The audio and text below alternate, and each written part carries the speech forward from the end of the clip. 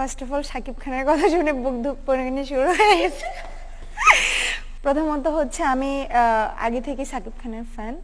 তো আমি তার সাথে যখন র্যাম্পে হাঁটছি তখন আমি অনেক নার্ভাস ছিলাম যে যেই মানুষটা আমার ড্রিম বয় ছিল তার পাশে যখন আমি দাঁড়িয়ে আছি, আমি অডিয়েন্সের দিকে তাকাচ্ছি না, ক্যামেরার দিকে তাকাচ্ছি না, আমি শুধু ওনার দিকে তাকাচ্ছি এবং ওনার কথা বলতে বলতে এখন আমার বুক এখনো ধুকপুক করতেছে। হ্যাঁ, আমি তো ওনার ফ্যান ছিলাম, কিন্তু আমি এর আগে কয়েকটা ভিডিওতে বলছি যে না, সাকিব খানের সাথে আমি প্রেম করব না, ওনাকে আমার ভালো লাগে, ওনাকে আমার ভালো লাগে, ওনার অ্যাক্টিং, মানে আমি ওনার ফ্যান। হ্যাঁ, কিন্তু আজকে যখন আমি তুফান দেখছি তখন আমার মনে হচ্ছে না, আমি ওনার সাথে প্রেম করব। সত্যি, মানে আমি ফ্যান না, প্রেমে পড়ে গেছি। মানে আমি এখন ফ্যান না, আমি হচ্ছে ফ্যান থেকে প্রেমে পড়ে গেছি। ওনার যে লুকস, ওনার যে স্টাইল, যে কথা, এখন আমি বসে বসে ভাবতেছি যে আমি ওনার সাথে র্যাম্পে হাঁটলাম, আমি ওনার সাথে স্টেজ শেয়ার করছি, ভাবা যায় তখন যদি আরেকটু ভালো করে দেখে নিতাম, মিস করছি। এই জন্যে আমি অন্য সময় মুভি দেখতে আসলে একটু হলেও ফোন টিপতাম। আজকে পুরোটা সময় আমি ফোনটা রেখে দিয়ে আমি জাস্ট মুভিটা এনজয় করছি। আমি জাস্ট ওনার দিকে তাকাই থাকতাম, ওনার চোখ, এক্সপ্রেশন, লুকস। আমি যত দেখছি তত আমার মনে হয় যে হার্টবিট বাড়তেছে। আমি ভাবতেছি না, আমি তো ফিদা, আমি তো প্রেমে পড়ে গেছি। আমি মুভির কথা বলবো না, কারণ মুভি তো যারা দেখছে সবাই রিভিউ দিচ্ছে কেমন, কারণ এটা ইন্টারন্যাশনাল টাইপের একটা মুভি।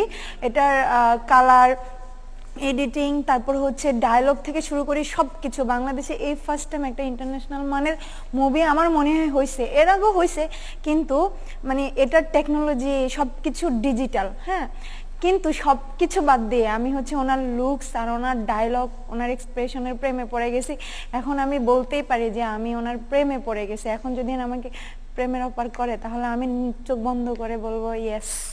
আচ্ছা, সেই জায়গাটা সেই করে বালি, কারণ শাকিব খান কখনোই সে প্রেমের অফার করবে না এবং সে এটা করবে না। কিন্তু আমি তোমার কাছে জানতেই চাই যে এই যে ওভারঅল সিনেমায়, মানে তার লুকস, তার অভিনয়, তার সবকিছু মিলে, মানে আমরা আগে পূর্বে অনেক সিনেমা দেখেছি, অনেক সিনেমার রিভিল করেছি, কিন্তু সেই জায়গা থেকে এই তুফান মানে কতটা চেঞ্জ ছিল এবং কতটা টেকনোলজি, তুমি বলছো যে টেকনোলজির দিক দিয়ে অনেক এগিয়ে, পাশাপাশি মানে দেশীয় সিনেমা মানে এরকম ধাঁচে মানে আমরা কখনো দেখেছি কিনা? হ্যাঁ, না, এর আগে অনেক বাংলা মুভি দেখছি, ভালো হয় না যেমন, অনেক ভালো ভালো মুভি আসছে, কিন্তু অ্যাক্টিং এর দিক দিয়ে, গল্পের দিক দিয়ে অনেক এগিয়ে ছিল। কিন্তু এই মুভিটা not only acting, not only গল্প, টেকনোলজি, কালার, সাউন্ড, এভরিথিং একদম অন্যান্য সব মুভির থেকে একদম উপরে, হাই লেভেলে।